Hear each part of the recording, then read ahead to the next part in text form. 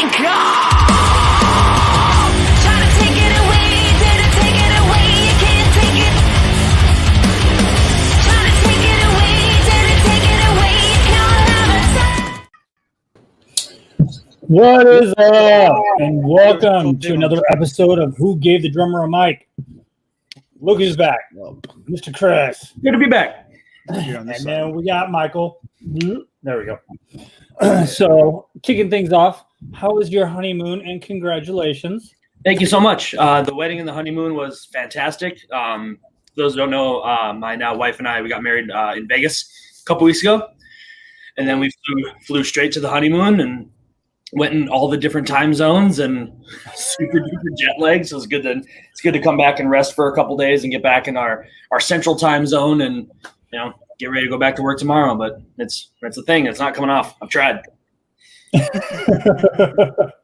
was going to say, she didn't kill you, so we know it must be good. Yeah, I'm still here. Oh, yeah. Glad you're back, buddy. Yeah, it's good to be back. Awesome. Yeah. With that, we have two special guests. Definitely a couple of my favorite bands. Don't know about Michael and Chris, but obviously we're having them on because I love them. I love them both. These are my homies, man. I'm glad they're here today. I haven't talked to them in a little minute, so this will be a good old-fashioned catch-up session with my boys. First, we actually have Mr. Mike Villareal. Thanks for joining us. What's up, man? And then we have Mr. Brian Madeiros. Welcome to the show, boys. Hell yeah. So this is going to be. It should be hilarious. Let's see what we can get rolling so we can let everybody know. So, obviously, we know it's been an insane year, or year and counting. So we'll start with Brian. What's up? How have you been? Good. Like, what's been going on? I haven't spoken to you in a minute. Give us a little bit of a rundown of how's life. Good, man. I'm feeling good.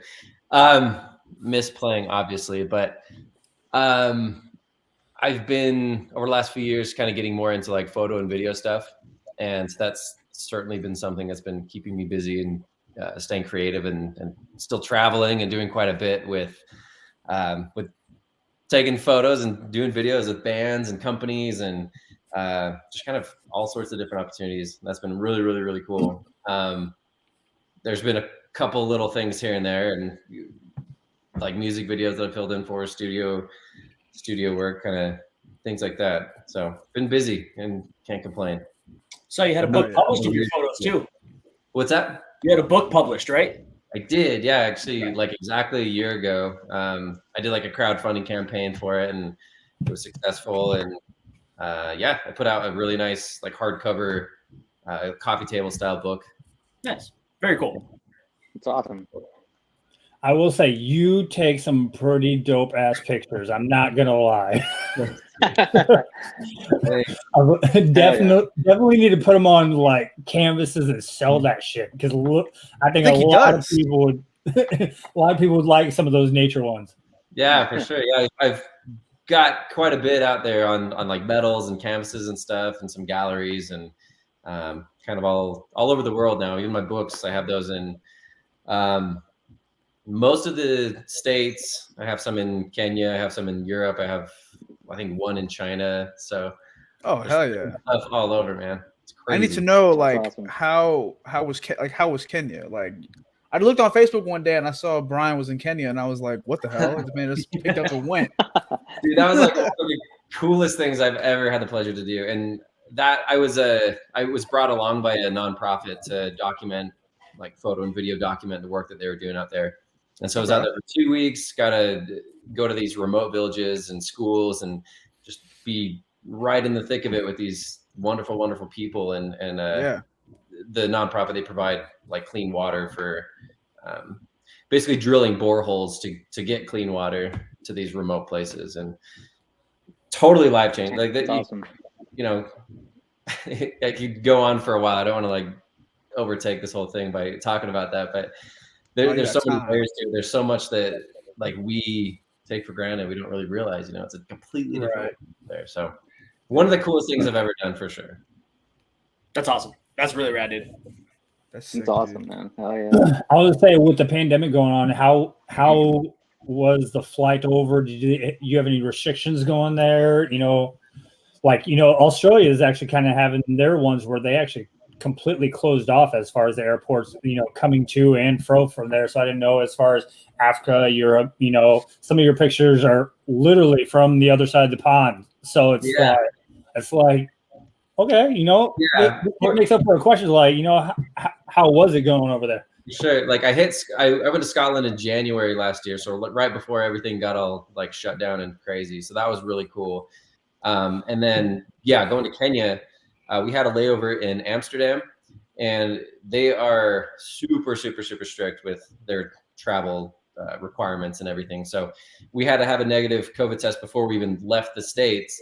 But then I had a layover in Detroit, and I had to get one of the quick tests at the airport because Amsterdam requires one within 4 hours of departing. Yeah. Oh, wow. Like insane. It was really nuts, and just super, super strict on the flights and everything, but damn, totally worth it. Totally worth it. They're taking care of everybody, and well, they say picture speaks 1,000 words. Yeah. Yeah, man. Super, super cool. It's nice to like just travel and kind of do stuff safely. Yeah. Yeah. I need a trip. I'm about to plan a vacation now. Yeah, dude. Come out to Utah. Let's hang. Yeah, let's do some of those drum videos over the Gulch. Seriously though. I need. With you, man. We're gonna get into that. We're gonna get into that later because I want to know how you make them because I'm curious. But let's go, Mike. Talk to me, bro. What's going on? What's been going on with you, man? Okay. What's been going on? Just here. Just last tour we did was I think in February, and it was pretty rough, man. I got sick on that tour, and I'll be honest, I kind of think I had it. Yeah, it's pretty rough, and finished the tour, came home, had to cancel one show. The guys played an acoustic show, but yeah, it was pretty bad, man. I had all the symptoms. Went to a doctor. They said it was a respiratory infection, and just gave me medicine and took it. Told me to wear a mask, and it was weird, man, because it was kind of before everything shut down. Everything was still open. You did it before it was trending. Yeah, I feel like when. Yeah, I think when I realized that shit was serious was when the NBA called that game. Yeah, because I think it was Oklahoma and Utah. Yeah, it was. I think it was a Jazz and OKC game, and we were playing in Oklahoma City, and we're kind of like, it was already towards the end of the tour, and I was kind of just like, man, I don't know if we should just go home, but we had one more show in Texas. We did it and just headed home, but yeah, man, it's just. I remember that I came home, called the season off. I was like, oh my god, this is about to be real. Yeah, that's when it hit me for sure. Yeah, that's when it definitely hit me. I realized that it was I guess a bigger problem than what I thought it was. But yeah, man. So not sure if I had it, but I felt like shit. But none of the other guys got sick. So okay. Yeah, they've been good. Just been hanging out, man. Full year. Yeah, everybody's good. Just been working here at home, trying to fill up this. Been off a year, man. We recorded some music and everything, but kind of got to make some money. Yeah. Yeah, I feel that. I had to go get me a real job, so I had to go start working on some trucks. Yeah. I had to put those skills to the test. Yes, that's what I'm doing, man. I'm working on some of my trucks. So just doing that until. Oh, cool, man. Oh yeah. Do that until we get some more clarity. I see all these shows and tours and festivals getting announced, and part of me is like, I still feel like everything's still up in the air. Like it can just be like that, and then like it could all be laps again. Like I feel nervous still. Like I'm seeing all this stuff, and I'm like, man, like nothing feels set yet to me. Regardless, I see a lot of things trending upwards, but I'm still like, on edge, like oh man, well, what could happen? Because for the longest time over the course of this last year, it's been like every day was something new, and it was like, oh my god, what the fuck, But everything looks good right now, so I'm hoping that it stays good. For sure. We all knew it was real when Yeah, Tom for Hanks sure. got it. When Tom Hanks got COVID, that's when it got real. I remember that. Don't believe That's right. That's right. no, I do not remember anybody that. but Tom Hanks. I remember that. I was like, Tom Hanks? I was like, oh my God. That was wild. That was big news. That was big news that Tom Hanks had it. That was crazy. So, we can shift from all that bullshit. Let's start talking some drums. Yeah, while we're all here, let's start talking drums. Let's start talking some drums. So, Oh yeah. Mike, give us a rundown. Who you are, how you got to where you are now. What some cool things you've done. Talk about your band. Talk about all that good shit. Give us the rundown. Yeah, man. So just been playing, live in South Texas my whole life. I actually started out playing death metal. I used to be in a death metal band, and pretty much with all the same guys. It was all the same guys with a different singer. And Really? Jess was actually on bass, and my brother Nick was on guitar, which is kind of weird. But but yeah, man, brother's just a playing badass like bass local scenes here forever. Oh yeah. It's fun doing the rhythm section with him, man. So. Yeah, just been jamming forever, man. And then we kind of formed the guys. John and Jess had a different singer. It's basically kind of like it was like a super group of the local bands, and we finally formed. We ended up playing South by Southwest, and we got scouted by Red Bull. It was a Red Bull record. So somebody from Red Bull was handing our stuff around. It ended up in the hands of Eric German. He's a entertainment lawyer, and Eric was passing our stuff around. Our stuff just got passed around, and then we ended up getting hit up by Mike Villareal from Razor and Tie, and he flew out to a show in Houston to watch us, and we were all nervous about it, man, because it was a weekday show. Nobody was there. Probably like it was a pretty bad venue. Didn't have a sound guy. We just showed up, played, and we met with him afterwards, and he dug it. Thank God. And and we got the offer, and man, we were signed in I think 2013, and the album came out in 2015. So it was a big. There's a lot of shit in between, man. Like doing the album, going through the contracts. I think doing the contract for the album took about 6 to 8 months. Damn. So just trying to get a better deal, man. Kind of had to, from the first place, we're kind of like, yes, we want to tour. It's all fun and games and stuff, but at the end of the day, we got to kind of make a living out of this. So we can't be, signing 360 deals or anything like that. So got out of that, signed. Yeah, man, just been touring ever since, dude. Playing, U.S. We've done some overseas tours with Soil and Seether, and some festivals in Japan, and did some headliners in Japan too. But man, just trying to stay out on the road as much as we can. Of course, except for this past year, but it's been fun, man. It's been wild. Hell yeah! I remember we did tour with you guys, and it was super fucking dope. It was so fun. Yeah, it was fun.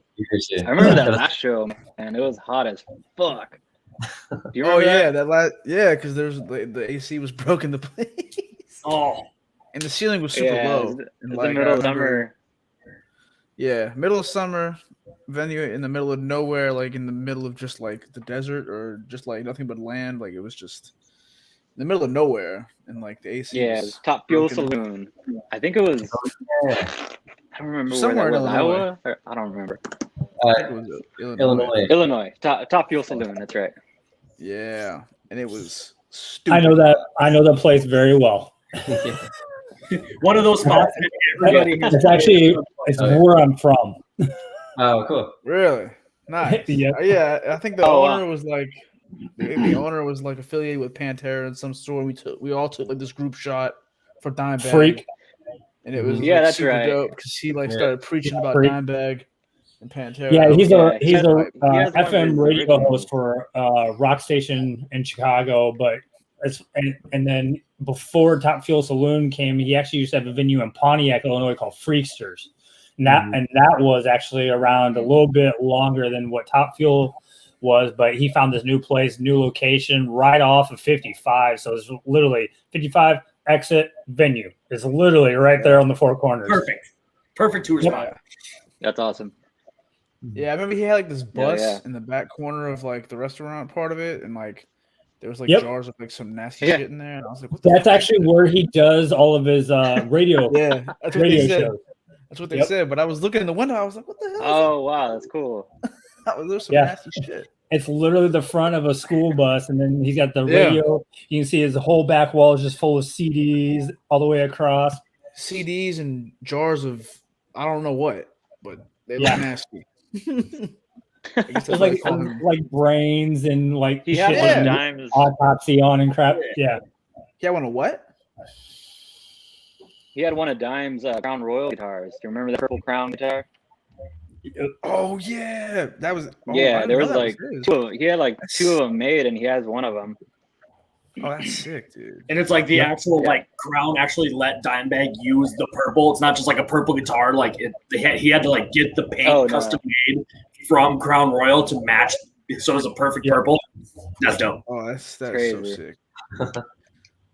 I'll be on the lookout for that next time we hit the road. I'll know. Like you're the dude with the dime guitar. I Yeah. just want to look at it. Hopefully the AC is working Yeah, by now. yeah. I hope it is. Yeah, he's very humbling to bands coming through. I would say the last Yeah, super show cool. that I had there, actually, I played 3 times in one day because of the 2 bands that I was playing with when I was living there. We had an afternoon show at around 3:00 that afternoon with my metal band, and then I had to go from Peoria to his place and then play with my cover band Letters from the Dead, who also original covers, and then also after that I had to play with my metal band again. So yeah, I did 3 shows all in one day. Ooh. God Sounds like damn. a good paycheck to me. Sounds. I hope you got paid well. Nope. You got a fat check out of that. We all know the answer. No, he did not get paid well. I remember But I yeah, played double duty no, for a show yes, one time, we and did. everybody's question was that, and I was like, "Do you guys not know how this shit works? Come Come on, man." Well, then you have the friends that go, "You're on iTunes? Oh my God, you're on iTunes!" I'm like, yeah, it's actually not really hard to You get must on be. iTunes. You must. You play be it off cool. like it's a huge deal. Like, yeah, I'm on Spotify, I'm on iTunes. But it's like, no, like you Yeah. literally just submit something and you're on. Yeah. So what kind God. of kit you play on, Mike? Talk to us about it. I play Yamaha Live Custom. Yamaha Live Custom. They're oak shells. They're heavy as fuck. But I love it, man. It's like a matte finish. So I'm kind of like a neat freak. So the kind of shiny kits, I hate the fingerprints all over them. So just like with the hardware, man, like wipe them all down. Like the cymbals are always clean. I've But seen it. yeah, so yeah, Yamaha Live Custom, and I play a Tama Bell brass, and I got a what is it? It's the Mapex Black Panther as well. Hey, Chris is I a was gonna Mapex say, artist. Team Mapex. Oh, Say yeah? the magic word. Chris is a Yeah, it's Mapex called artist, the so he just got a Blaster. I little think it's sticky. called the. Mike, I can Yeah, actually that. attest. Mike, I can actually attest to your drum set. I don't know if you remember this, but I have a story about you. Mhm. My band Cold Kingdom played one show on your guys' tour with King and Fozzy, and Oh, okay. I think it was in Dubuque, Iowa. And it was like yeah. I don't know if you remember the venue, but remember like in middle school you had like the Kappa gymatoriums, like the room that was like everything. The tables like would fold up into the Yes, walls, yeah. the roof could go up and all that sort of stuff. So we played this sort of venue with Fozzy, which to me is like Chris Jericho. That's awesome for me. Yeah. And I forgot my throne. Yeah. Every drummer's man. nightmare, I forgot my throne. I know. I got a funny story about forgetting the throne, man. Go on. And then so Mike actually saw me because they had like chairs and all sorts of stuff for all the tables. And I'm stacking these chairs to try to find the right height of my throne. Oh yeah. And I'm like, no, okay, 2 is too short, and I stacked the third, and I'm like, oh, 3 is too tall. Oh no, I'm freaking out. And you came over to me and asked me, it's like, did you forget your throne? I was like, yes, I did. And you let me borrow yours for the set, and I gave it back, and you saved my ass from playing stand up like the dude from Stray Cats. Nice. you saved my ass. It was a one-off show we played with you guys, but you saved my ass on that show. That's my son's remember that, man. Yeah, but then you gave him sweaty ass from your ass sitting in it. I tried not to. I tried to take a little easy. Yeah, Seat. kept that seat real warm for him. Yeah, that's crazy. Yeah, That's I remember that's that my show, son's man. It was that's awesome. That's awesome. Of course, that would happen during a national show. Yeah, you forget your throne. Yep. I forgot like the list of things I've forgotten at a gig is like longer than it should be, considering like how I try to carry myself as a drummer. But my God, dude, I've forgotten some dumb shit. I've forgotten the stick bag. I've forgotten the throne. I've forgotten my tom stands. Oh man. What else have I forgotten? The rug. I forgot my pedals one time. Forgot the Oh, snare no. stand. Yeah. Oh, the I've rug. done. I've. Oh, and the And you rug. said I you forgot want the The rug. pedals, the pedals What'd you are say? a harsh one. And you say you want to be a tech. You're forgetting your own shit. Nah, man, that was before I. We'll edit this part out. We'll cut and paste. Yeah, if any of you guys are watching that need a tech, this doesn't count. This is like 2015, Michael. No, okay. No, like the most recent time I forgot my throne was when we were shooting the video for Wasted. If you go watch the video for Wasted, I'm sitting on a bucket because I forgot my throne. Oh Rad. man. A black bucket. Yeah. That's awesome. Well, actually, the story with this, I was supposed there was supposed to be a drum set there, right? So the drum set was there, the cymbals were there, and all I brought was my stick bag, thinking that there was going to be a throne. But me, I was like, I usually always like try to like be prepared in case anything goes wrong. So I usually bring the necessities. But this time, for some reason, I just thought I'm good. My guys took care of it. I'm good. We're sold. We're good. And then I get there and I'm like pulling all the stuff out the car, and I'm like, where's the throne at? And I'm like, guys, there's no throne here. And they're like,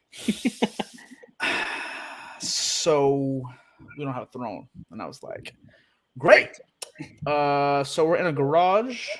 I see that bucket over there. Looks about a right height. Bring me that over here.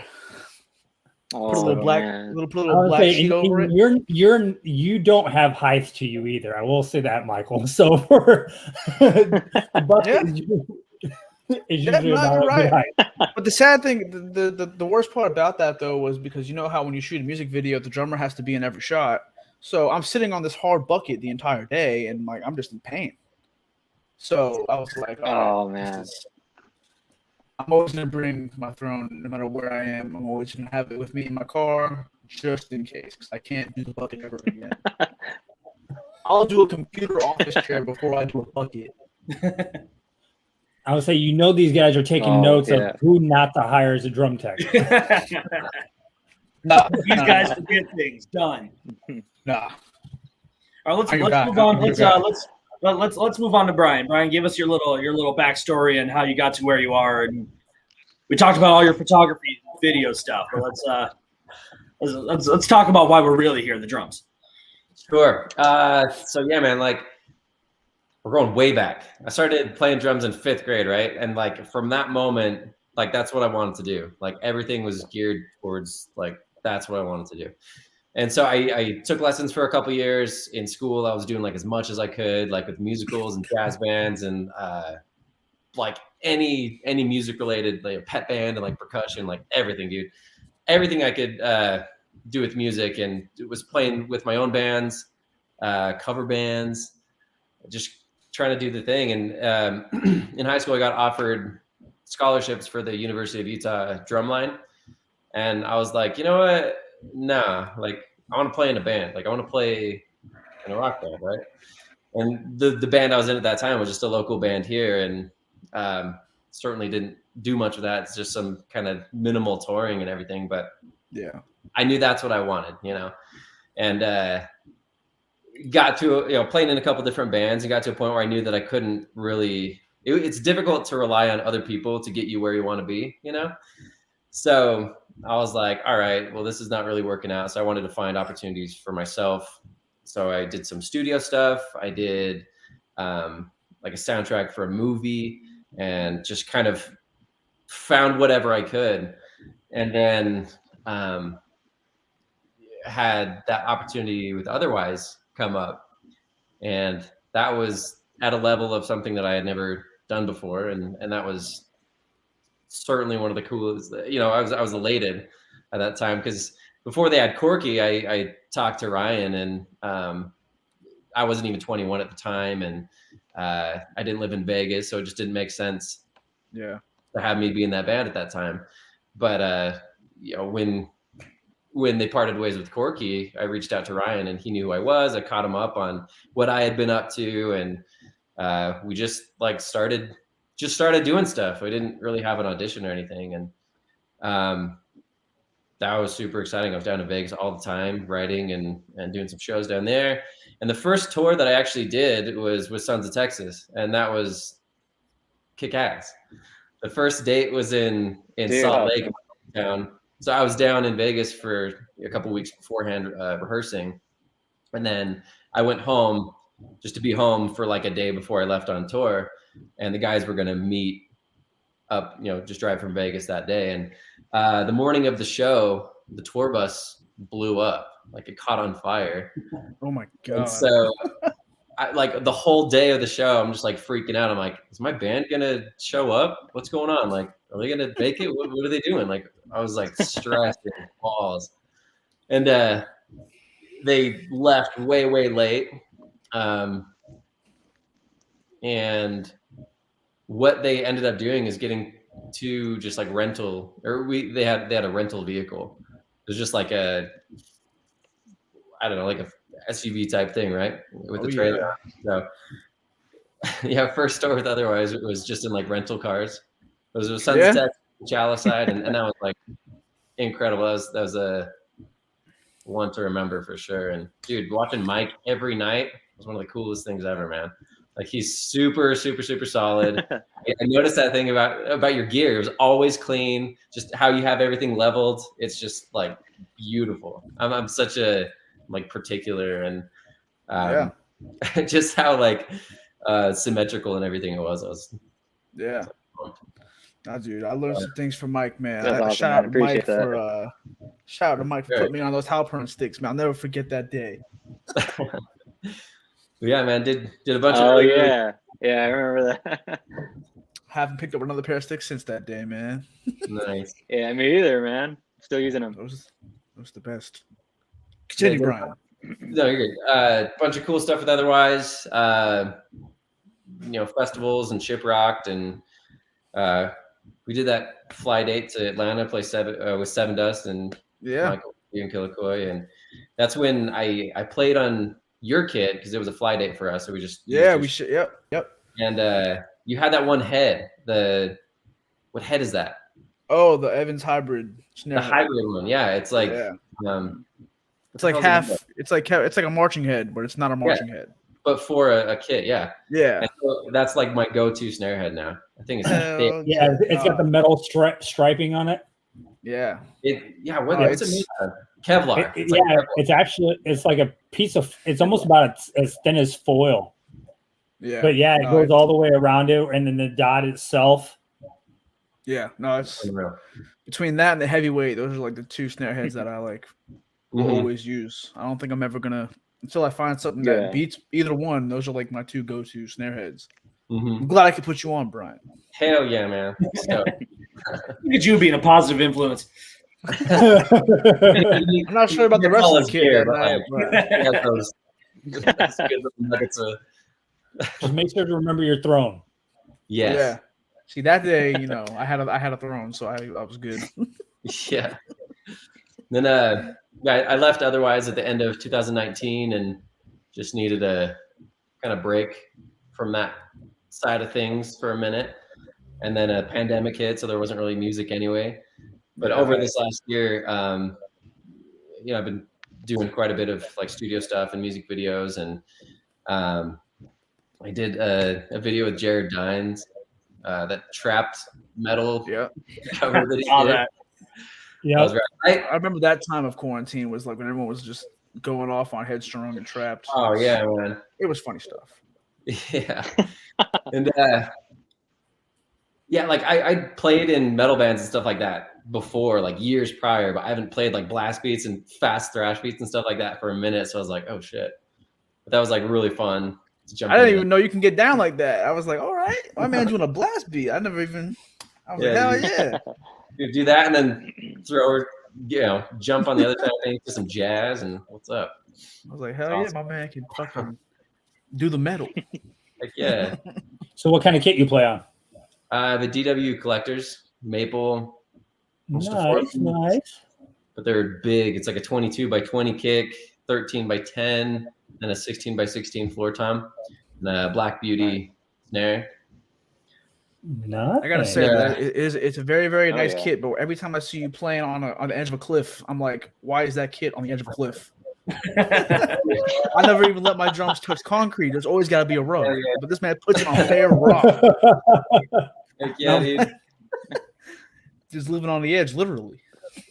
Yeah, man. It's like two of my favorite things is playing drums and being outside. So I'm like, I don't want to just not to knock videos where you're in the studio or whatever. It's just I wanted to. No, that is definitely like the coolest shit. Who I am, so yeah, kind of cool. Shit is... Find awesome locations and play some drums in it. Which that finish on that kit is gorgeous. That little I don't remember what DW calls it, but it's like the wrap. Like the onyx, like white onyx or some shit. Yeah, but it's not vertical or horizontal. It's like spirals around the drum. Yeah. So like when the light hits it, it's almost like there's depth to it. I don't know. Yeah. Textured, it's so weird, but it's really cool. And I'll say your kick head is it silver? It's like a mirror. It's just that's freaking awesome. Yeah, it's kind of cool. I had to search real hard to find one of those, and I got one, and I played 2 shows with it, and I was like, this thing didn't work with my kick drum, man. I was like, damn, I need to get like something about it. It just made my kick drum not sound as good. I went from like I'm an Evans guy, but that had it was a remote head. I found. And I noticed a difference. Artist, but I don't think I can say that it's not an Evans head, but it's not an Evans head. Yeah, no, like I just noticed that the sound with that head on my kick drum made my kick drum not sound as good. And I was like, I'm gonna go ahead and just take that off. But it looked cool. But it looked really cool, and people were taking selfies. That's what matters, right? Who cares how it sounds? As long as it's a bass drum. It looks cool. Doesn't matter. Yeah, just make it go, and you're fine. It's a bass drum. No one cares. Trigger it. Yeah, trigger it. Get a class like that. I was watching this video. This guy talking about how he gets, in death metal, he's got to do like the doubles with the feet, like double strokes with the feet. I just learned that 9 times out of 10, it's fake. It's not 100% real, right? So what they do is they put a bunch of pillows in the bass drum, right, to where it's like on the head. And you tighten that head up, almost crank it. Then you put the trigger on it, and you just got a guy playing really bad single strokes, and it just sounds like doubles. Now it's like, so it's fake. It's not real. I was like, wow. I couldn't believe my ears. I was like, damn. Wow. People are just getting away with that. Oh yeah. Like, what the hell? Dude, I can do that. How many albums are just programmed? I'm like, come on now. Dude. That's so degrading. It's like a drummer, like your job's being replaced by a computer. By the laptop. It's like we're all about to go off right now. Here we go. This is the red button. So this is the red button. Let the drummer play, man. What do you mean you'd rather do the program for free? You don't want to pay me or for the day in the studio or for the engineer or for the producer. You'd rather do it yourself for free? That's real ridiculous. No, I remember when the first album that I found out was like programmed drums. It was like a Fear Factory album, and I was like, "There's no way it's programmed, no fucking way." But then, as I got older and was discovering more bands and stuff, I was like, "Wait a minute, I gotta go back and listen to that album now." So I go back and I'm like, "Dude, that is hella programmed drums, no dynamics, it's insane." Yeah, now they can dial in the velocities a little bit more and have some fills, but it's like, come on, man, just get everything about it was just stupid, crazy, all 10 dynamic fucking single strokes. I'm like, damn. I will say where I made the assumption that an album was actually programmed was the very first As Lay Dying album. Like you hear the guitars, but then you hear the drums. I'm like, there's something off about these drums. It literally sounds like an electronic drum kit.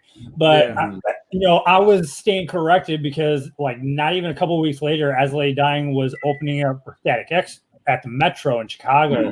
So I ended up going to that show, and sure shit, Jordan, like literally like sitting right there on the rail looking at him, just like 94 Hours comes up. I'm looking at it, I'm like, oh damn, his feet do move that fast. He's so good, it's stupid. But there are some of the drummers that actually can do it. I mean, even though they might be triggered just because they're looking for that sound, but there are some people like Through the Eyes of the Dead. That's another one to where I unless you watch it or go to one of their shows, you'll never believe it. Like you're like, no, there's no way he's sitting over here doing 230 BPMs on his kick drum, and you go to a show and you're like, damn. No, he is. He's really doing it. Well, like those guys that do like the swivel. I'm like, how the I've tried. Believe me, I have tried. I've sat down and tried to learn that type of stuff. I just don't think. Yeah. I don't know. I've never been like super interested in being like fast with my feet. I like patterns and stuff. Like I'm all about that, and like where you maybe lead with your left foot and stuff like that. It's totally awesome. But just speed. Like I respect the shit out of it, but I've just never like people that can do it. I'm like, fuck yeah, you fucking kill it. That's I actually just convinced myself that I'm like, I don't have to do that. So cool. Now I'll get to this BPM.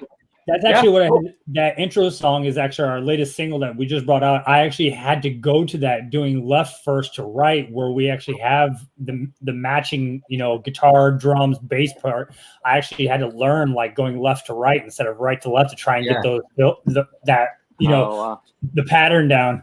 Yeah, I'm all about that. Like just the ambiguity of things. Just trying to like play with your left hand, and all about it. Yep.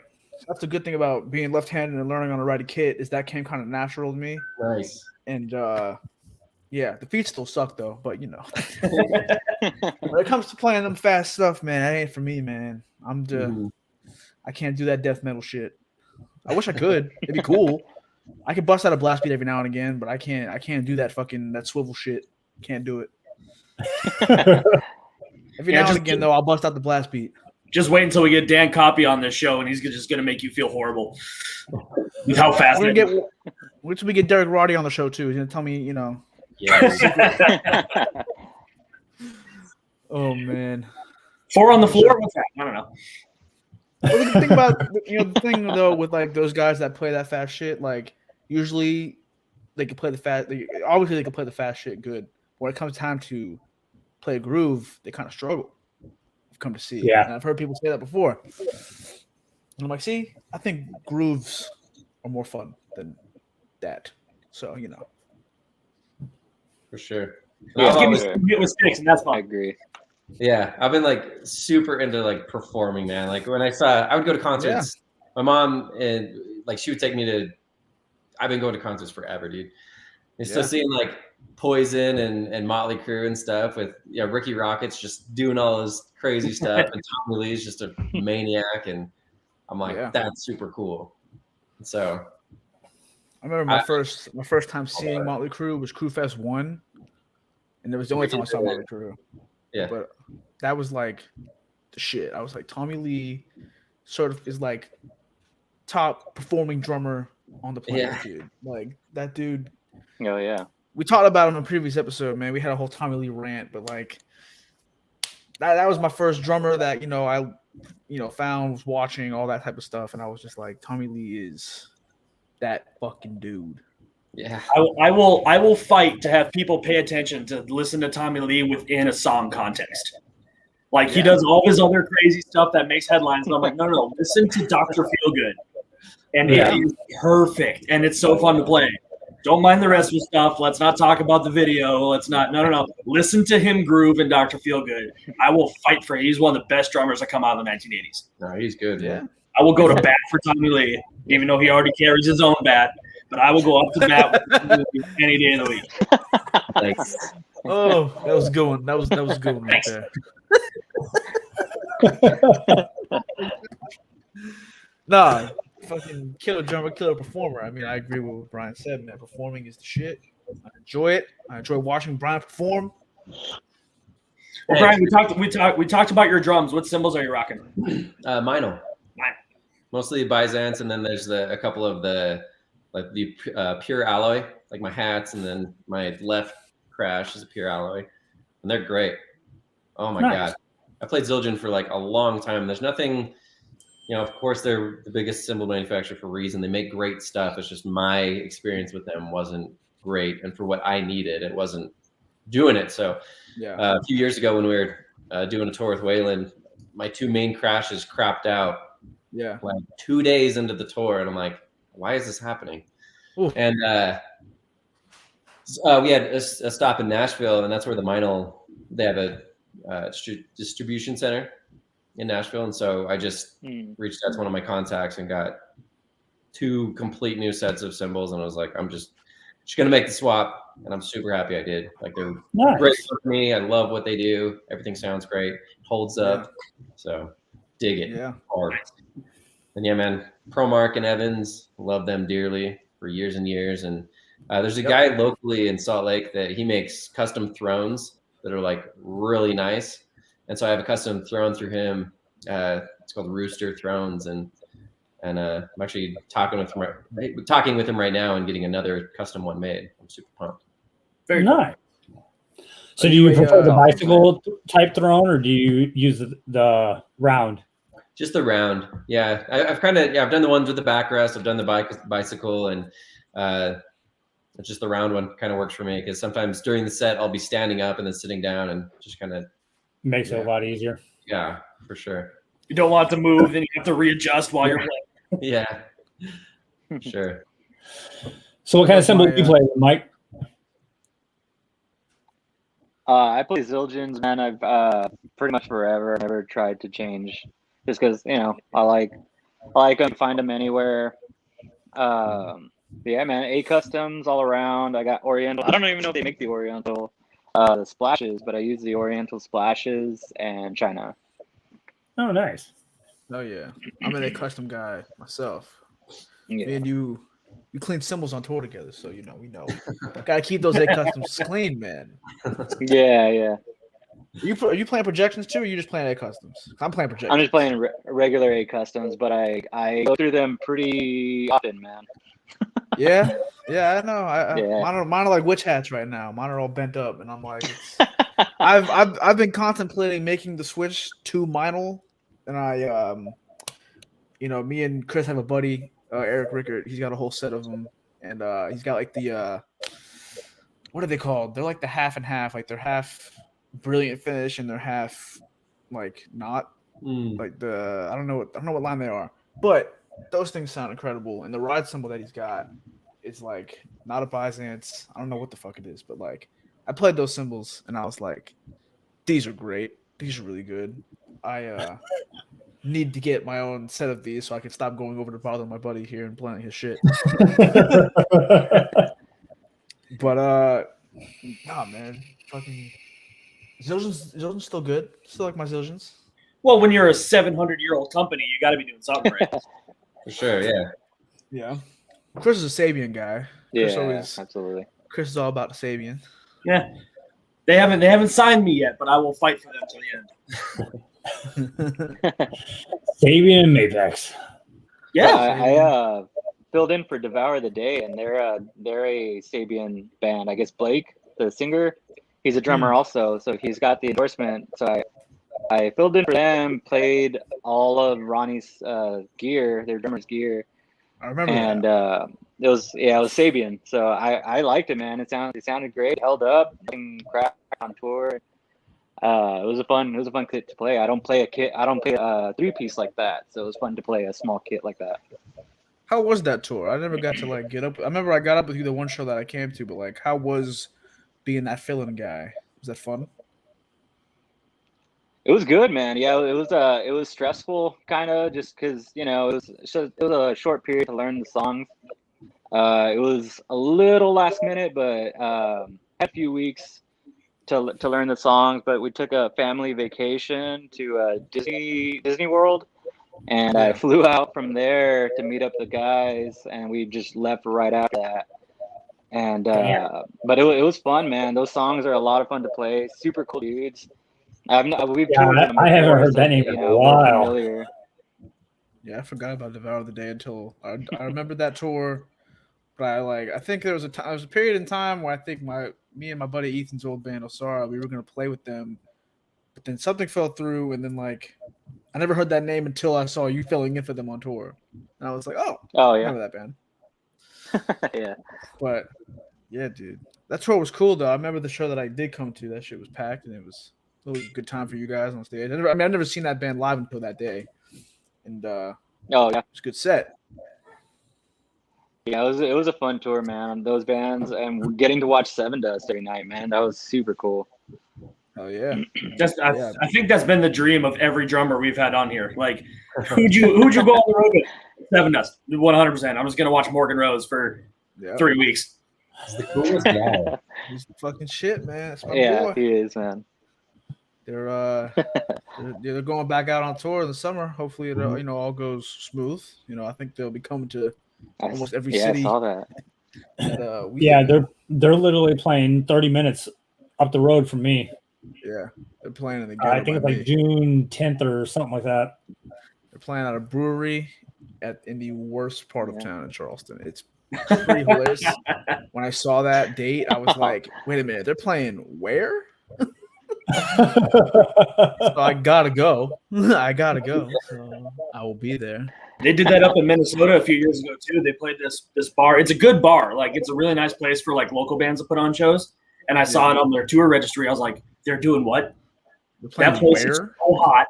They got the can lights that are like 3 feet above the drum riser. It's the hottest stage ever. And they actually cut the set short, and Morgan ran out of the venue and puked all over the sidewalk because he was just so hot and dehydrated. They actually I looked at the set with him, like, they skipped like 5 songs. And I just felt, Morgan was like, I'm out, dude. And I was like, that's what happens when we play this venue, man. I stay hydrated. What up there, dude? It is hot. I got heat stroke when we played Shiprock. We're playing in Jamaica, and our set was with POD on the beach, and we were supposed to play for like 45 minutes or an hour, but everything was pushed back and just delayed, just because everything on the island came from the boat. So all the just sound equipment and drinks and everything had to be brought in from the boat. So just the whole day got pushed, and our set got cut to like a half an hour. I'm so glad, because I was literally gonna die if we played one more song. I got off stage and I'm just like shaking, and I'm just like ready to die. It was so insane. That's always been a dream for me to get on that, play a set on that boat, but I think you're changing my mind. No, that's great, dude. I've always wanted to do it. Never, but just drink water. Just drink water. And I don't wear shorts, so was literally basically wearing what I am, of just black jeans and black shirt, and I'm on a beach. They're like, just wear shorts. I'm like, nah, no way. So you're one of the. So you're the guy that you're one of the rare drummers that plays in jeans. You're a madman. They're stretchy though, man. That's what's I can't play in jeans, dude. It is just uncomfortable. Yeah, me either. It is so uncomfortable. I've gotten yelled at for it, and I'm like, no, I'm not doing it. I'm not doing it. I can't wear jeans. I can't play drums. You've gotten yelled at. I'm like, I can't do it.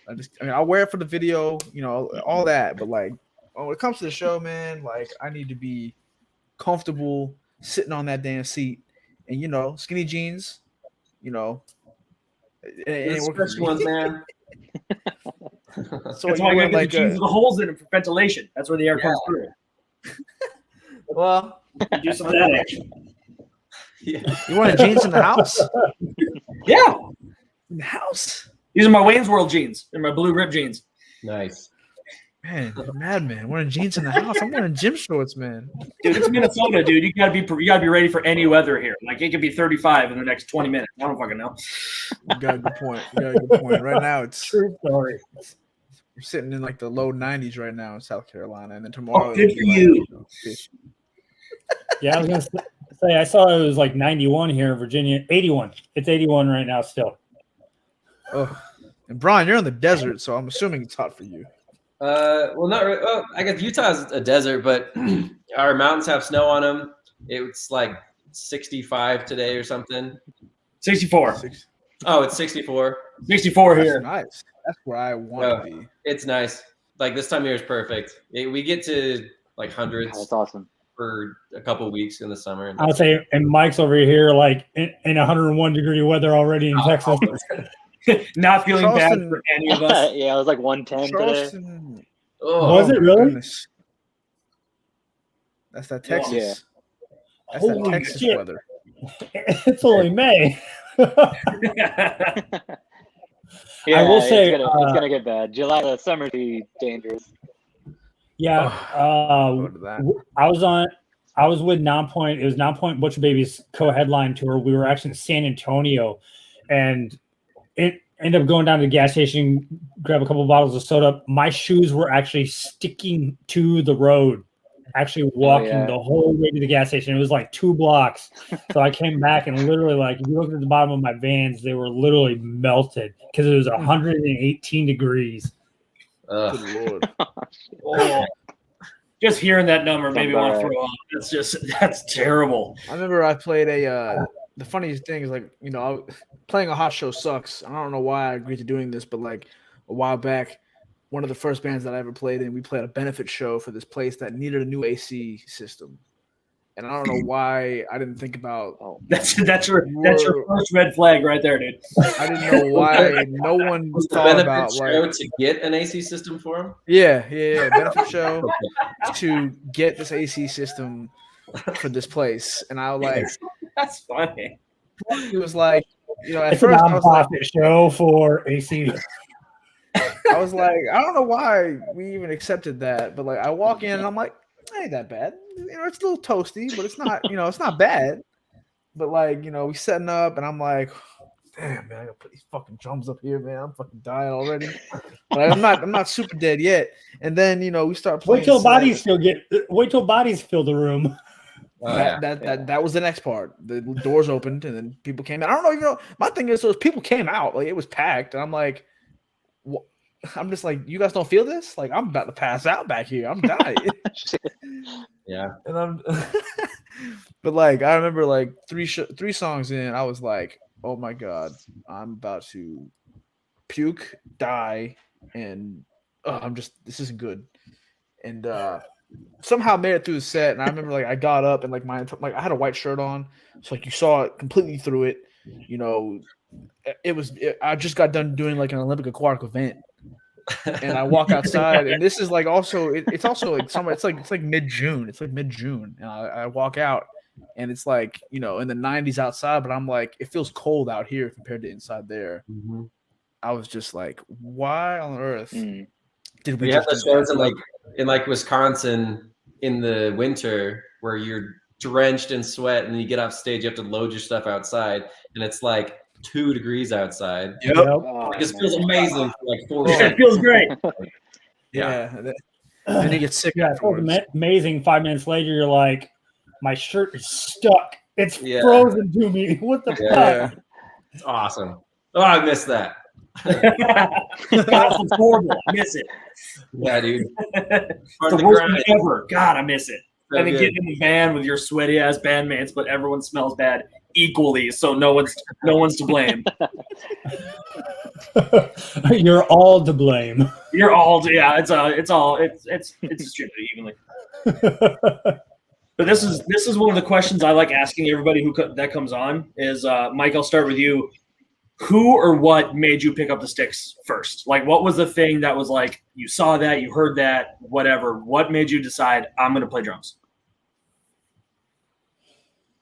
It was the Mudvayne Dig video. Timing, good timing. Yeah, perfect timing. The minute I saw Right. that announcement of them coming back, I was like, I heard it in my head. I was like, The Berber ding. I heard it. I was Oh like, yeah, my God. yeah. I heard it. The minute that thing Yeah, came man. out, So yeah, watched the video. I guess it was like MTV2, and I was like in 5th grade, I think. back when MTV And was the shit. yeah, and then I got a kid. It was a birthday and a Christmas present, And I toured with that kit I played that kit for like 16 years. So it held up. Yeah, it was a Yamaha Stage Custom. Yeah, so Nice. I just recently You got that replaced good it first kit. with the live kit. You got a good Yeah, first it was kit. a Stage Custom. Yeah. Nice. My Brian, first how about kit you? was like, Man, but No, I never like expressed like, hey mom, I want to play drums or whatever. It's just in 5th grade I got a kit for Christmas. Like I mentioned, there's been a deep-rooted, huge passion for music in my family, and I think my mom just knew. Her brother had played drums growing up, and so my first kit was when it was his kit. It was like a super rad, like 60s or 70s Pearl kit. That's like the orange, yellow, brown tiger stripe. So gnarly looking. It was rad. But so yeah, man, it's just my mom just knew. She's been so supportive of what I do. My whole family has been, thankfully, and just from there it was game over. That's what I wanted to do. Shout out to all the moms for putting up with all the noise. Rad Right? mom. yeah, for sure, man. big Oh time, my god. big time. I remember when I got my first kit. It was a Pearl. It was that Pearl EXR. It was like that blue black swirl.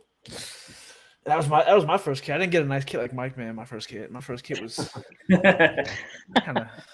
My first kit was the first act kit. My first like real kit was that Pearl kit, I guess. But oh man, I should have kept that kit because of like just like the value. Because I remember when they stopped making them, people were like, "I need to find this kit," and I was like, "This kit kind of sucks. Like, what the fuck?" But, okay, it's kind of cheap a little bit. But Now you wish you still had it. I do actually, I really do, because like now I know how to tune drums and I know how to do all that stuff, and I'm like, I could have made that kit sound so good.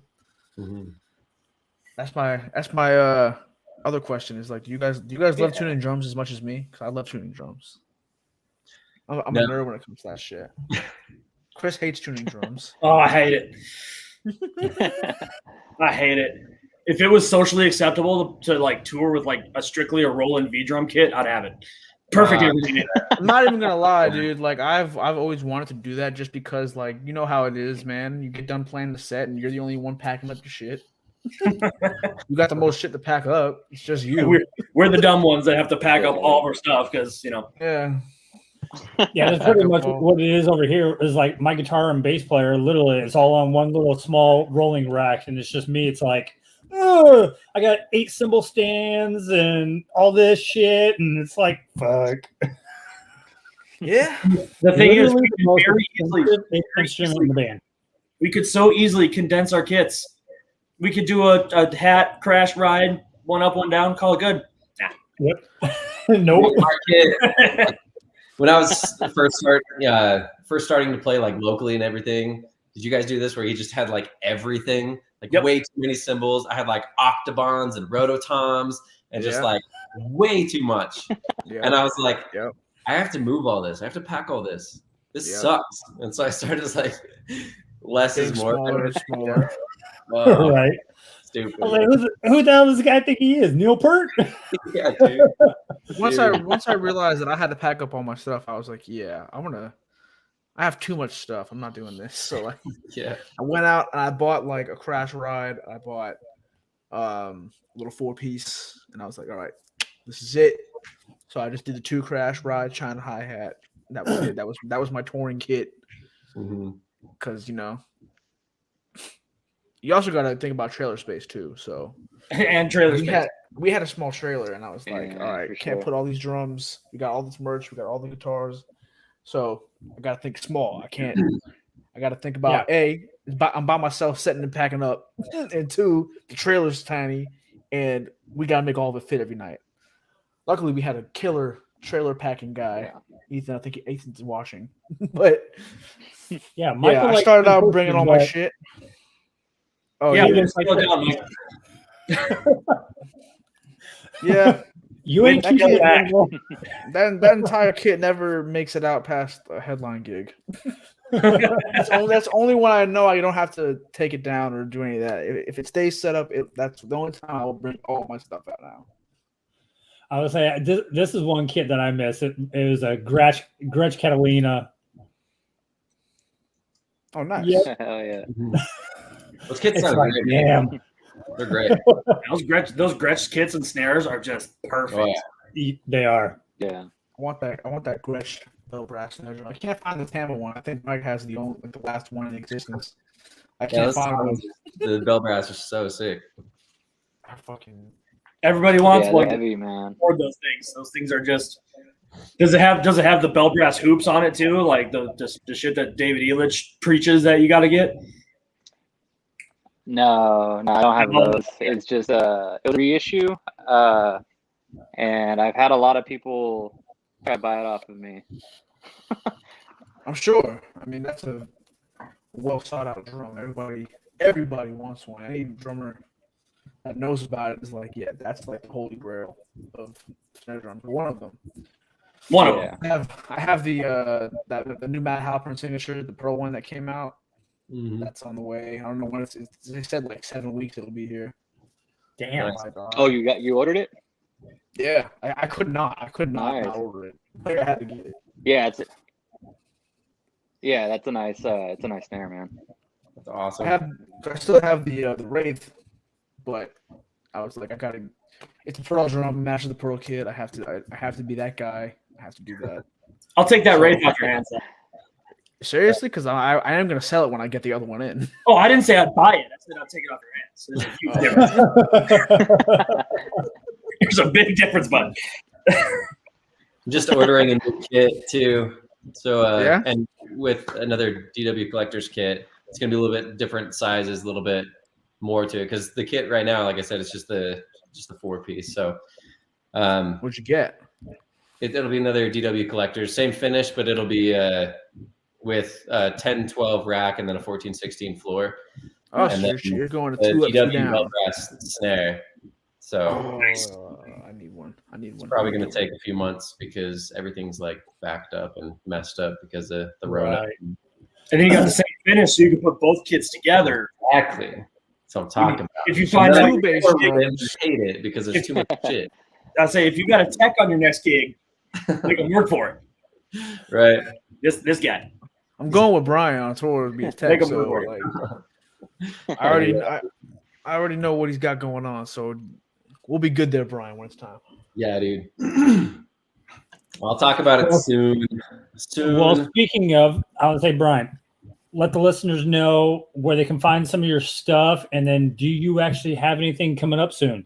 I know something can't be mentioned right now, but where can they go to look up your stuff and actually stay more in tune with you? And what you got? Instagram's probably the best place. Most of what I'm putting out right now is just like photos and videos. So if you like pretty pictures, then what's up? I'm like sprinkling in some more drum things lately just to kind of gearing back into that world. But yeah. Are you going to do any more? Is there another video of you on a cliff anytime soon playing drums? Yes. Not soon enough, but yeah, man, for sure. I need to know, making those videos, like, what is like the process? Does somebody have to I'm assuming you have a drone and someone's flying the drone, but like, how do you hear the songs? Like, I don't see in-ears in your ears. I don't think. Yeah, they're in there for sure. Okay, I'm just not looking hard enough then. I find a cool location that's either like an abandoned building or some kind of cliff or some, Utah has so many cool locations, the Salt Flats or out by the Great Salt Lake. There's this big rock that I literally had to rock climb like each piece of my drums 40 feet up on top of it. Super Oh my work. god, I would be so scared. And then I kind of have like a shot list of how I want it to be shot and kind of the vision that I have for it, and have some friends help me film it, and then I usually do the edits for them. So Sick. Damn. That's so cool. That's awesome. One day we will do one for me. I really want to be on a cliff. dude, I might have a rug though. I can't put my kid on the ground like that. I know. I have like this. Oh, he froze. See the rug. He froze. Helps it He so froze. it's not slipping and There. so it doesn't get shit all over. But I don't know, man. It's like this. The rug is separating you from the instrument and the instrument from the earth, man. You just got to be connected. Come on. Got a good point there. He's damn good point there, man. I think you might have sold me. There's a reason why you put spikes on them. Right in the dirt now. I mean, I remember so there was a Killer Quit video that we shot the video for Not For Nothing, but like we shot the same song in like 4 different spots. And one spot was in the woods, and I remember it never got used, but like I remember I was like, we're going in the woods. I just got this new Pearl kit, and like I can't go in the woods with those drums. Like I can't do that. I was like, oh my god, like walking through the woods with my drums. I was like, oh my god, I'm like the sticks. I'm like, oh my god, there's a branch. I was like I was so scared. And then, Make sure they get scratched. Yeah, I mean, this was like the first time taking them anywhere outside my house. I was like so scared. Yeah. And then we had to put some cardboard down because like it actually rained the day before, and we still had to shoot the video.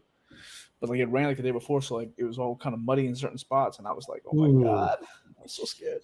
Yeah. But found a nice big piece of cardboard, put a rug on top of it, and we got through it. But then we never ended up using those shots, and I was like, damn, man, we went through all that for that. I was like, god damn. But the video came out great. You just got to embrace it. We played at Gas Monkey in Dallas, right? Yeah. It was the coolest show, and there's like lightning going off in the distance, and you're just like, this is so epic. And then we got done. We're like, sweet, we missed the rain. And like 10 minutes later, it just starts dumping. And that was like, we put our cases on stage, and I'm ready to throw my drums in them and everything. So they're just getting filled with water. And so we're just trying to hurry. There's nothing we can do. We have to just like pack everything up. So guitars are getting soaked, drums are getting soaked, everything. We were playing Houston the next night. And so we just had to pack up and go. Like we didn't have time to dry it off or anything. So had to sit, and I was like freaking out that those are going to be warped and hardware's going to be all rusted and everything. But thankfully, everything. My heart right now is. I know it was gnarly. Right when we got to Houston, we unloaded everything and just let it like dry out, and everything's fine. So I'm like, you know what? This is a lot more resilient than I kind of thought. Not that I would do that often, but I have a similar story to that. Was with the video that I was talking about a second ago. Like we shot the video, and we got done. We brought all the drums in, but all of our cases and stuff were outside. And I think we were filming another part of the video inside the house, and like the music was going off. We were filming, but outside it was downpouring rain. And all my drum cases are outside, and my drum cases were open because I don't know why I didn't think about closing them. And I just got all these drum cases for these drums, and like we stopped shooting, we're done. We're about to pack up, and I hear him like, "Is that rain?" I open the door, I'm like, "Oh fuck!" And everyone's like, "What?" I said, "It's pouring." And like we had to go outside and grab everything, and like all my drum cases were wet, and I was like, "Oh, why?" Why? But at least it wasn't the drums. Like your whole kit was wet. Like that kit, your DW kit was drums into soggy cases, and it was stressful. Man. Oh my god, dude! Oh my god! All good. I could see Mike, the OCD clean person, right now, going, "Oh my god, no way, no, must clean everything." Well, Mike got hard cases, right? You still got you're doing hard cases, so you're solid.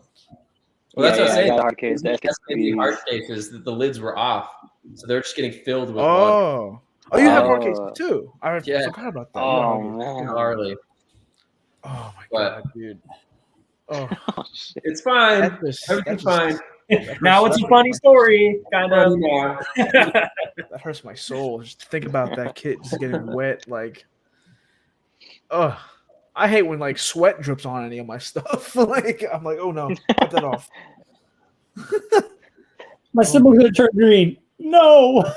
Well, that's okay. I've slipped on that. A few of my symbols they're half green now.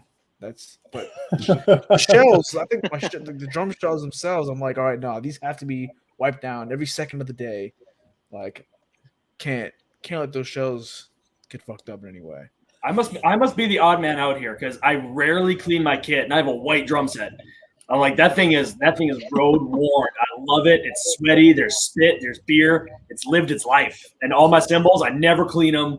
Let them get rusty. Wow. Let them get. I love it. I love. Wow. I just get Michael a heart attack right now. But no, I love it.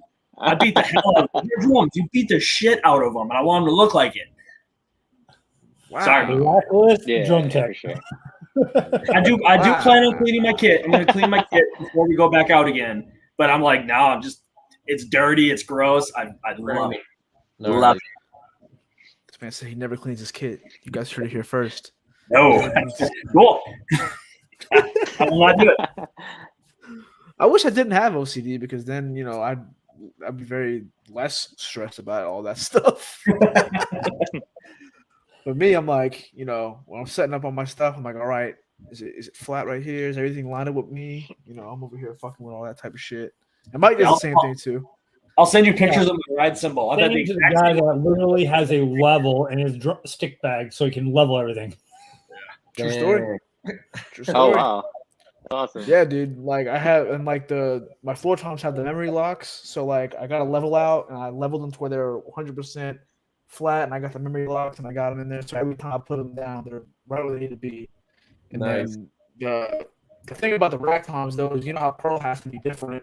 It has the Omni mount system. It's like the little tube. It goes in.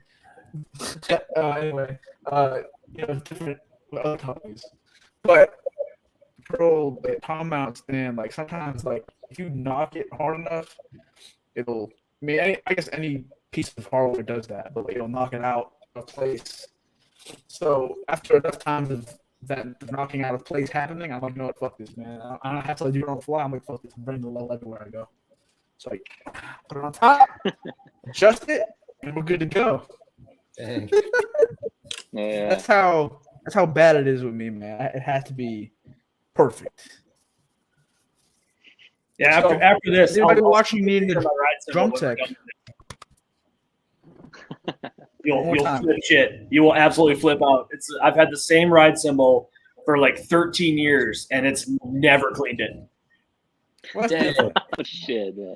Yeah. Dude, it would sound So completely different if you clean So all is that. Rob from 9 Point. Rob to this day still owns and plays on his ride he first started out with in 9 Point.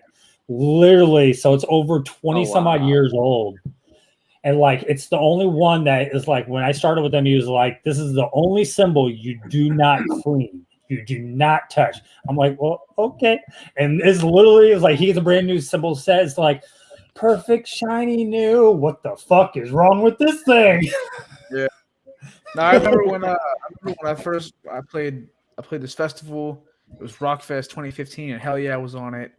And it was the first show I met P King at. First show I met Adam at. And I remember I was setting up my stuff. I was setting up in front of Vinnie Paul's kit, and I met P King behind me. He's setting up his kit, and I look at Vinny's gear, and I'm like, look at all these nice shiny symbols. And I see that ride symbol. I'm like, that thing's dirty as hell. And he's like, this right here, this was the vulgar display of power ride. I think that's what he said. He said, this ride right here is like this is the OG Vinnie Paul ride right here. This thing it's been places, and I was like, it's green as hell. Hell yeah, I like it. Yep. We need to get him on the show, man. We gotta get P King on here. Dude, for real. That'd be awesome. I can get P on. We need that. I know Mike's good friends with P King. All those Yeah, boys. man. He actually got to play Vinny's kid in LA. No way. That's sick. Yeah, it sounds Really? like his drums. Yeah. All right, you win. Yo, You win. That's the end of the show. We're done. You win. Bye. Peace. losers. that's so sick, man. I would say Yeah, that was any crazy. funny happenings out of you, Mike, as far as been on tour and stuff. What was that? I said anything funny you can sit here and top Brian out. Yeah, because you guys toured together, Oh, so I'm sure you guys have some memories. Yeah, man. I remember that tour, that first Salt Lake City show, man. I remember it was just hot as hell, and that whole tour was a good time, man. I forgot y'all's tour manager on that tour, but he was hilarious. It was cool. Oh man, who was that? Is the older guy? Oh man, he was an older guy. I don't remember his name, but yeah, that was a fun tour, man. I remember. Oh, dude. Didn't you fill in Denver? Because I didn't make that second show because the bus blew up and they had a car. Me and my drum tech, we rode with Shallow Side to get to the Denver show because their SUV was like filled. And so we're like, okay, just go with Shallow Side. We're going to the same place, and then we'll get another rental vehicle or whatever in Denver and figure it out. And so we're like, okay. And then Shallow Side's bus like broke down in Rock Springs, Wyoming. And so Nate and we were stuck. And I think otherwise had to play acoustic, but didn't you jump in and played something with them? Yeah. They were teaching me songs like in the back green room. And he was just kind of like, just keep a steady beat. And I was like, all right, fuck it. It was awesome. So yeah, the second show on my first tour with Otherwise, I got stuck in Rock Springs. And so that next morning we took a flight from Rock Springs to Denver, met up with them, got some like Toyota Camry or something rental car. And so those were the two. we even played Rock USA on that tour. So we roll up to this festival, pull up next to In This Moment's bus in two bullshit little rental cars. And we're like, hey guys, what's up? Yeah,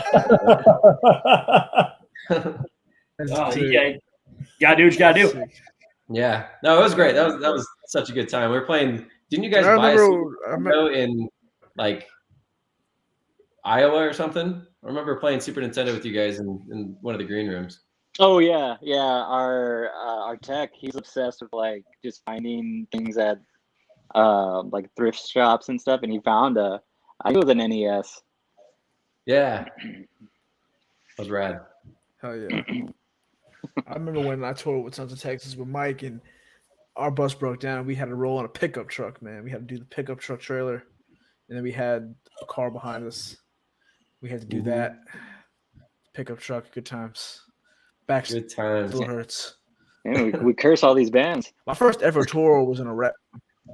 I remember the first ever tour I did was in a Rap 4.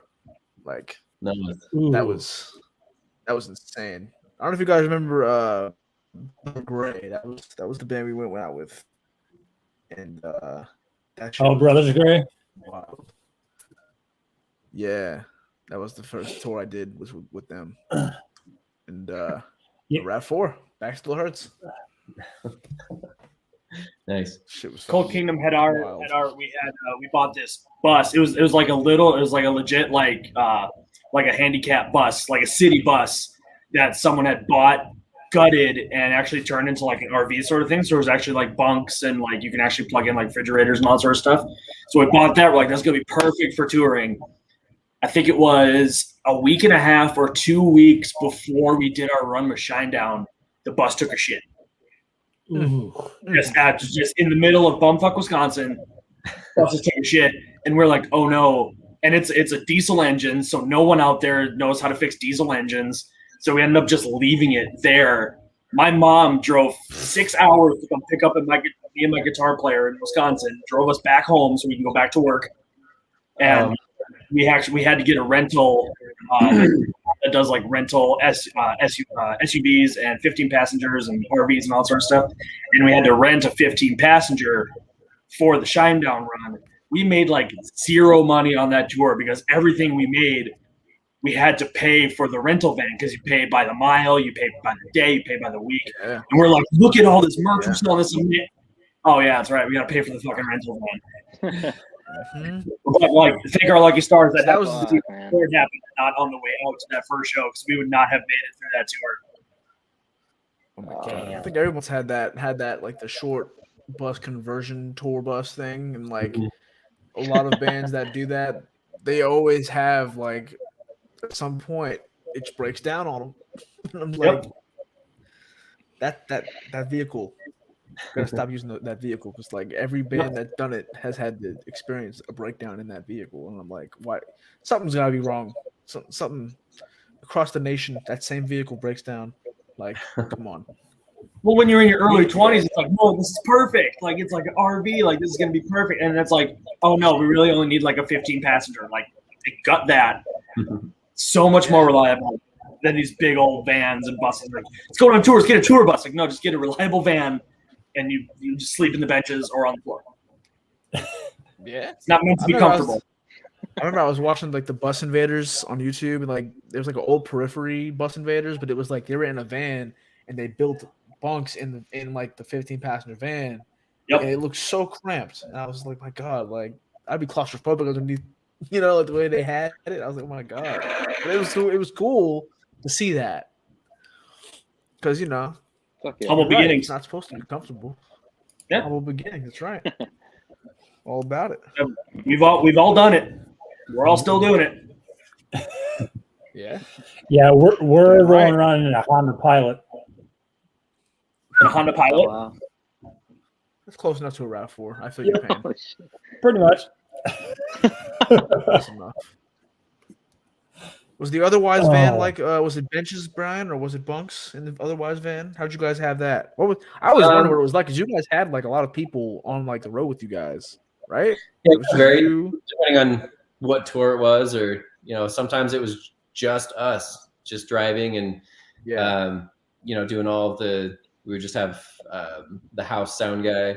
We would go super bare bones. Sometimes we would have lighting guy and sound guy and tour manager and drum tech and that kind of thing. But yeah, we that first tour was just the rental vehicles. Then a couple tours we did, like when we went with Zach Wild through Canada and stuff, we had the tour bus, which was really nice. But that certainly had its issues. We almost didn't make it. To the Vegas show. I think we shit out like in between California and in Vegas, just the no man's land in there. And Yeah. And then from there, we did a van for most of it, and that was fine. Like it was cheap, so we could make more money. We could have put all that into a bus or whatever, but it's like, how about we make more money? That's awesome. We don't mind the driving. We don't mind like the grind of it. It's like, just do it. But yeah, we just had the benches in there. We kind of each had our own bench. And then as we were swapping out driving, we would just, somebody would jump in your bench. And, I think that like messed up my knees though, because you can't like extend your legs out all the way. Yeah. So your knees up, and dude, my knees like crunch hard now. So gnarly. It's like I'm where I can't lay straight. Like it's like I'm like 5'9", and it must be like 5'7". I'm just a little bend in the knee, and then you just get out of that van at a gas station. You go, oh, okay, I'm not supposed to make that sound. For sure. I know. What is it, Mike? You guys have had that same van for a minute. I remember you guys like post pictures of your van like it's another member of your band. Yeah. So we call it a Stevie Ray van. Nice. Hell We've yeah. had it. Yeah, we've had it for a while, man. But yeah, we stick to the passenger. It's convenient, man. And again, we try to go home with as much money as we can. We all got families and stuff. So just try to be resourceful. Mm-hmm. Heck yeah, dude. 100%. Because I'll say, Mike, you have anything coming up, Mike? Yeah, we got some dates in June. I know we canceled the Houston and I think it was Mississippi. We were supposed to play with you guys, and yeah, that got canceled. But we're doing some Texas shows in June. Those are happening for sure. I think we like San Antonio, Come and Take It in Austin, Houston Scout Bar. That's where our sound guy. He's a house sound guy there, but he tours with us. Oh, okay. Yeah, we're looking forward to those, man. I'm sure. Then we got some stuff at like a 4th of July show at South Padre Island, which is like the beach an hour away. Nice. Yeah, that should be cool. Oh yeah. Excellent. Glad to see you boys getting back to it, man. I hate that it's been so long for everybody, man. It's just fucking sad. Yeah. But things are getting better, so more shows will come. And hopefully everybody can see each other in person again soon. Yep. Because last time I saw Brian in person was like June of like last year. Or no, June of 2019 last time I saw Brian in person. Yeah, is it the Clarksville, right? Clarksville show? No. Or no, was it? Was that no, Knoxville. It was open chord. That was the last time I saw you. Yeah. And then last time I saw Mike was when we played that hot ass place in Illinois. That was on the Skillet tour too. Yeah, no, you're right. I forgot about that. That was last time I saw you, man. Fuck, man, it's been a long time, man. I hate that shit. My goal is to try to get everybody who's come on the show to meet up at NAMM. If NAMM's a thing, and if you're going, I want to have a Who Gave Their Drummer a Mic meetup somewhere at NAMM.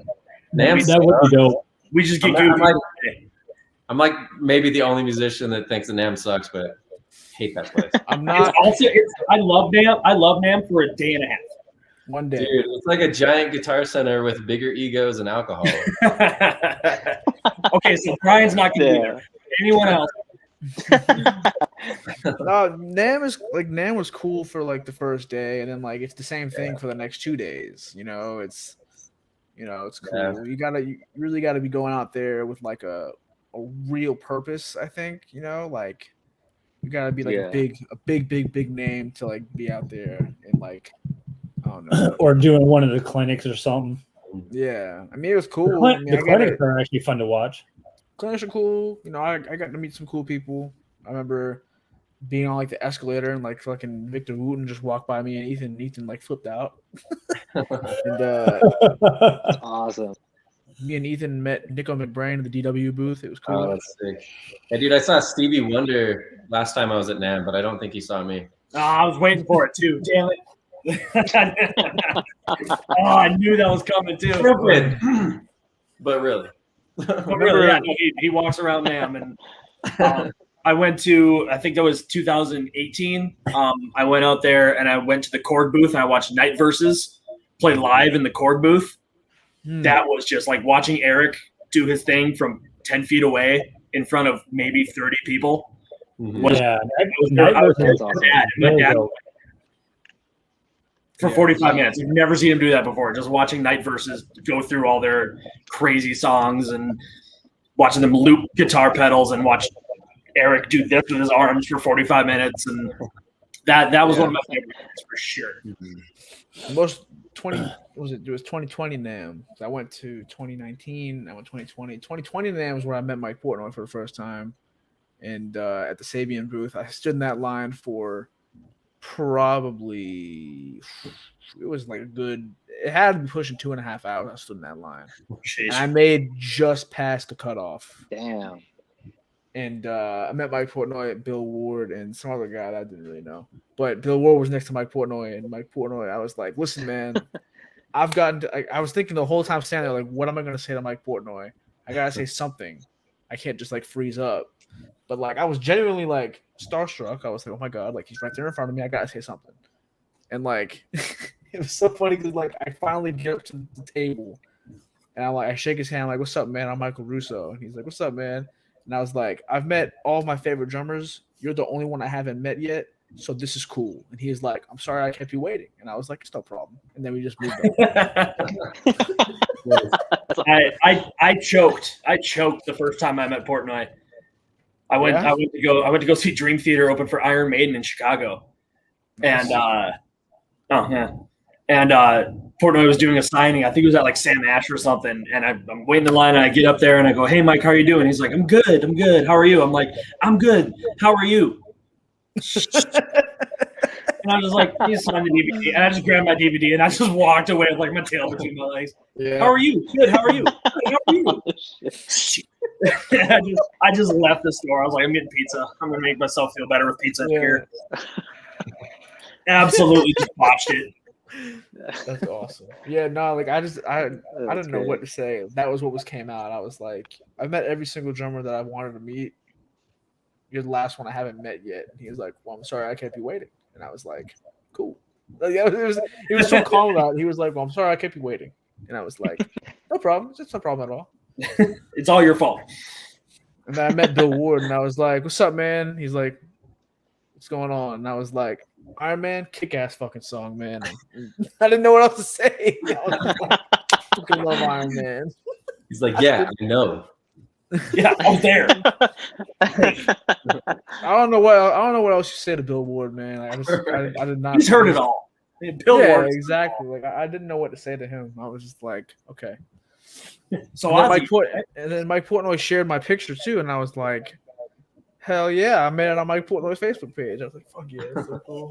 I was fanboy, man, because Portnoy was my first drummer, man. That was like my first like Well, Tommy Lee technically was, but like my first drummer, like I discovered like on my own.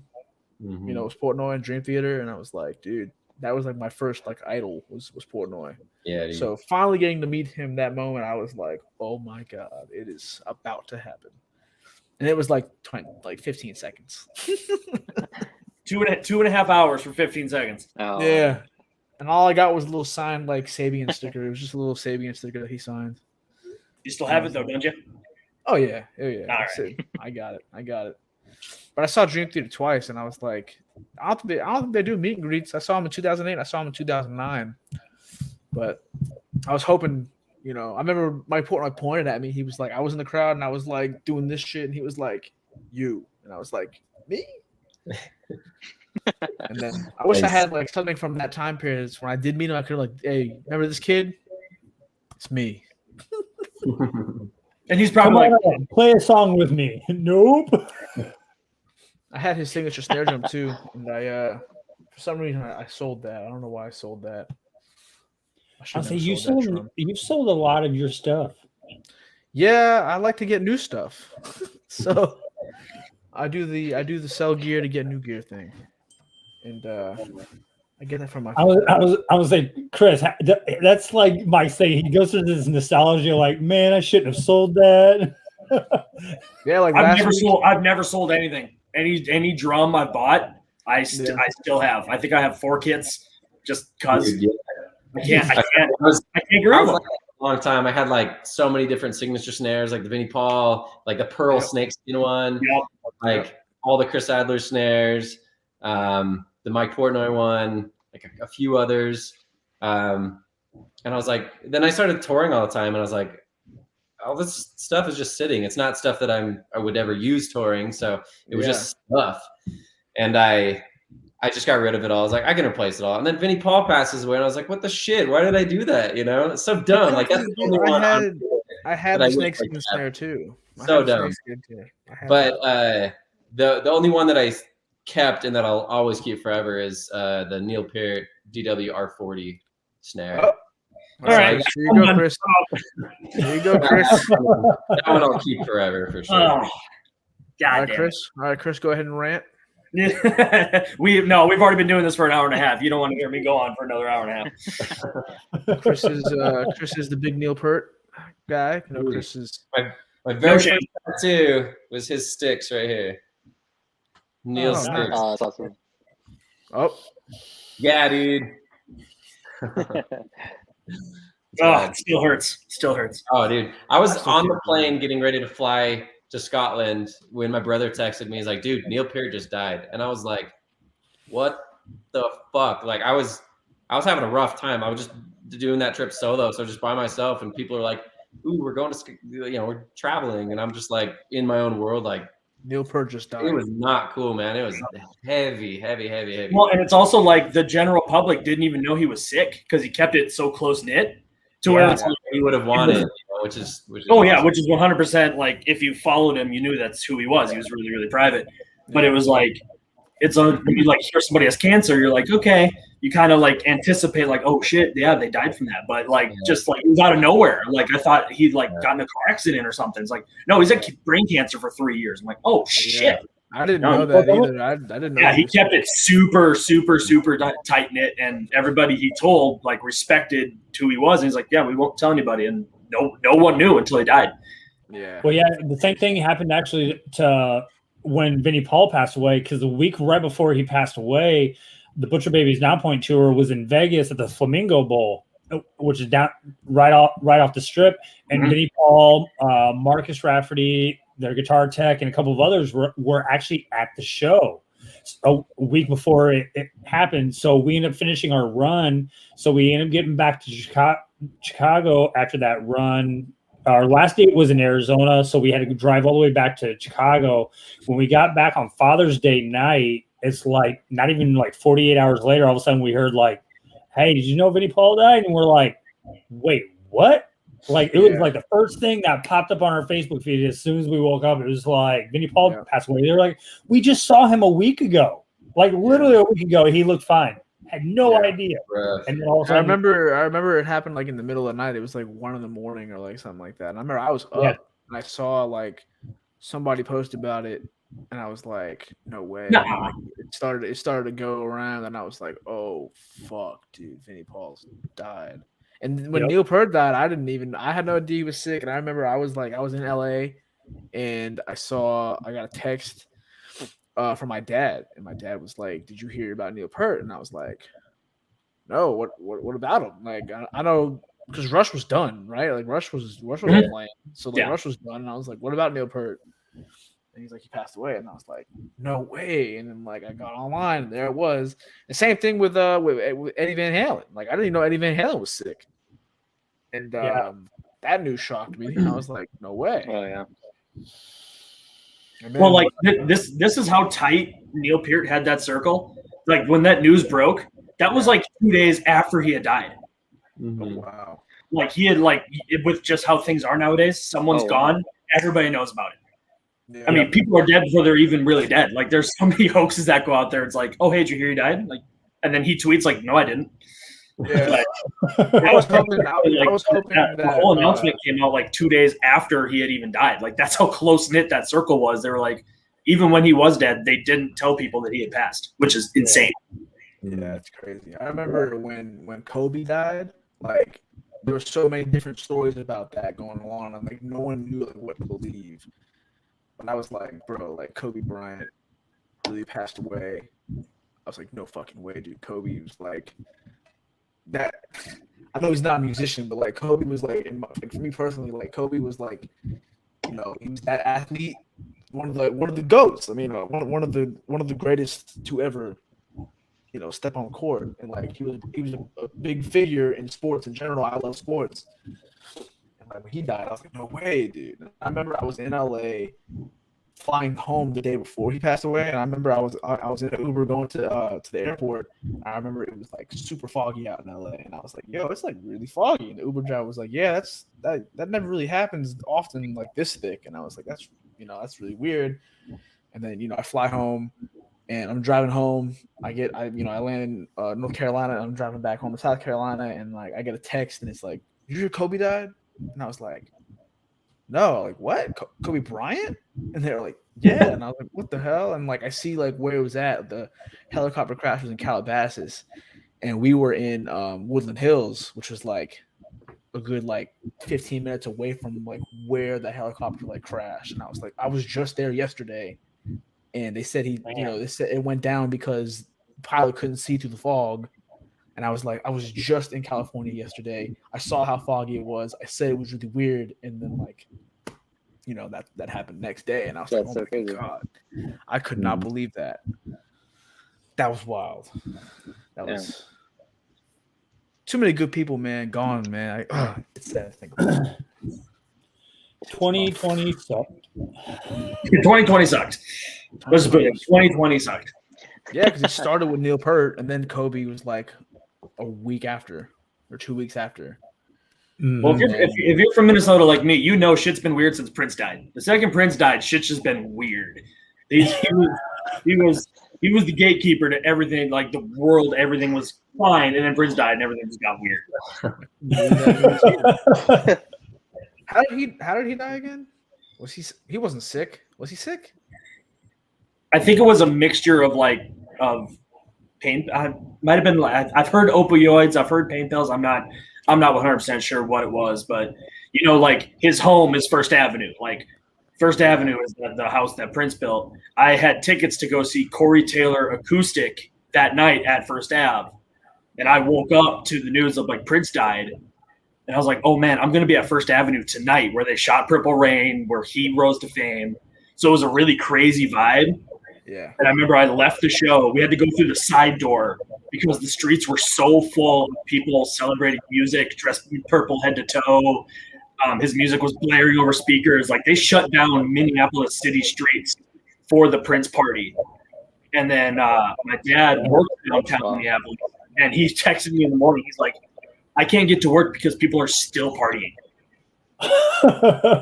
And no one got hurt. There was no complaints. There were no cops called. It was literally just people celebrating music. And to me, that was like the most perfect, like, that's beautiful. That is beautiful. Everybody came together to listen to Let's Go Crazy and Little Red Corvette. And like everybody was just cool because they were all there to celebrate music and Prince and Yeah. celebrate. And it was the most beautiful thing ever. Nice. Dude's a fucking legend, man. That damn Super Bowl halftime show is still one of my favorites. Where he decided to play a Foo Fighters song. Prince was so cool, man. He is. He still is. Yeah, dude.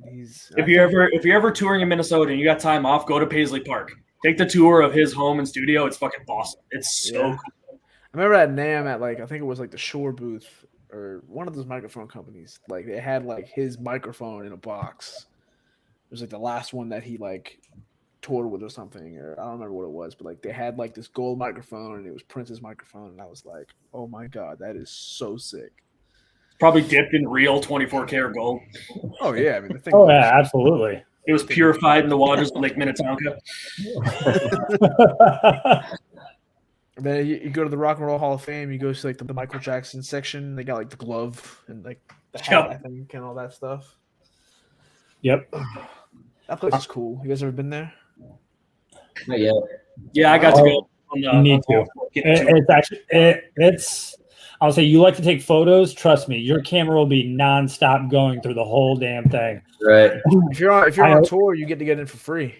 Yeah. That's Yeah, right. you let them know that you're working with the band as long as you have your laminate on you and it actually has the current date of why you're actually in the city. Yeah.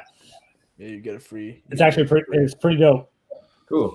Yeah. Yeah, it sounds like super touristy, which I mean it kind of is. But the second, as a musician, as a fan, you start seeing dude, that's Stevie Ray Vaughan's number one. That's that. Or that's Eddie Van Halen's Frankenstrat. It's that's the thing. That's not a picture. Or, that's the thing. Or the hallway that they have a dark hallway to where all the signatures of actually all the rock stars and everybody that's been added to the Hall of Fame are literally the black hallway, but then all the names, all the signatures are lit up with a light background, and you go down this huge hallway and there's just autographs down the whole hallway. It's actually pretty badass. Nice. Yeah, and I think outside you can go on one of Elvis's tour buses or something. Yeah, I'm pretty sure it was an Elvis tour bus, but you actually get to go on the bus and see a tour bus from the 50s. Pretty fucking cool. That's dope. It's definitely on your photography list there, Brian. Yeah, dude, definitely. If you ever get a chance to check that out, definitely check that out. That shit is sick. I hope I get to go back soon because that shit was cool. Okay, guys, we are getting close to running out of time. We want to thank from Chris, Michael, myself. Thank you, Brian and Mike, for joining us tonight. It was a pleasure. And make sure you hop onto their Facebook. Brian Madeiros, look at the name. Find it on IG and Facebook. Mike plays for the band Sons of Texas. So make sure you hop on, subscribe, watch the videos, YouTube, Facebook, Instagram. Know when Mike's going to be coming down to a city near you. Otherwise than that, I don't have anything more. Chris, Michael, do you have anything to say as we exit? Thank you. Thanks for joining us today, guys. We appreciate it. Yeah, man. Thank you guys so much. It's good to see you all. Yeah, man. Definitely appreciate you guys hopping on. Appreciate everybody that tuned in tonight. Yeah, man. Thanks for having us, guys. Be sure you follow our page. Who Gave the Drummer a Mic? All that good stuff. Share Brian, it, like it, subscribe. Podcast will be out here within the next 24 hours. So if you missed tonight's episode, you can catch it on your Apple, Google, whichever podcast you subscribe to. And Brian, go ahead and just plug all your pages and stuff. Tell your Instagram and all that stuff so they can follow you. And Mike, do the same. Yeah. At Brian_Madeiros. And my name's spelled dumb. There's the I before E rule, but my last name doesn't follow it. Or my middle name, Keith. So it's do what I want. But, there you go. Yeah. It's probably the best place. And Mike, where can the people find you? Yeah, it's Mike SOTX on Instagram and some Texas, man. We got a new song coming out pretty soon, so we're finishing up vocals. Should be dropping that. It's just gonna be a single, so look out for that. Nice. Hell yeah, man. Sounds good. All right, you guys, we'll go ahead and wrap this up. We'll be out of here. Appreciate you guys coming on. And go ahead. No, go ahead. And I was just gonna say we'll post another show announcement for next week on Wednesday. And yeah, like, share, subscribe, all that good shit. And Spread the word. spread the Well, word. until next time, for Chris, Michael, and myself, peace. We're out of here. Deuces.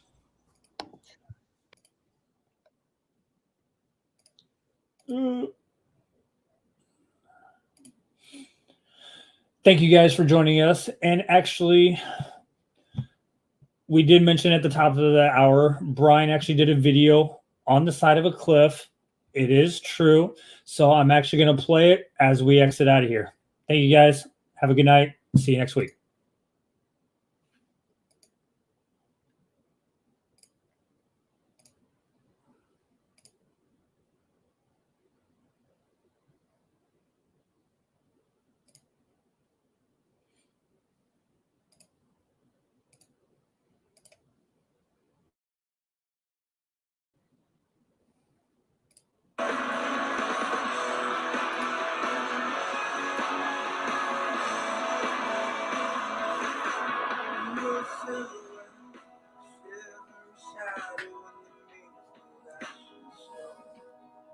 Took your fevered hand, felt like elders in the wilderness dying.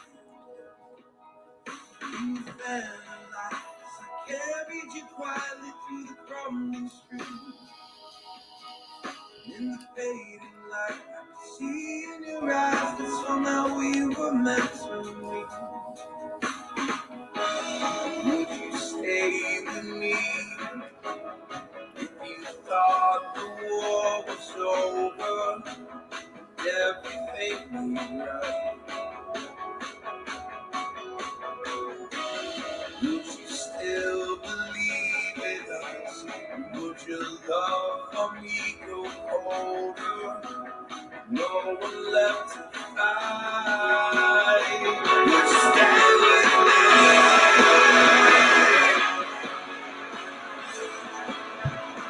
Would you stay with me?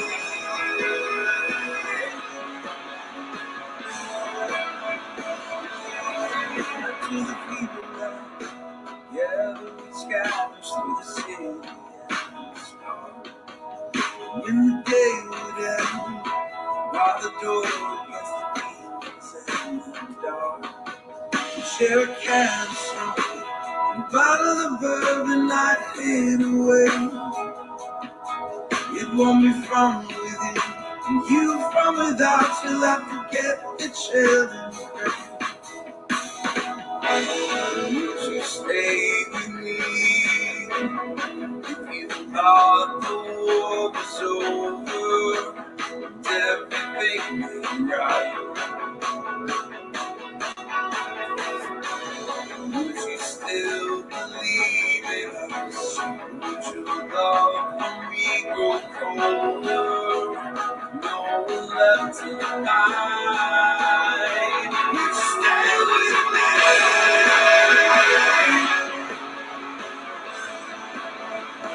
Would you stay with me?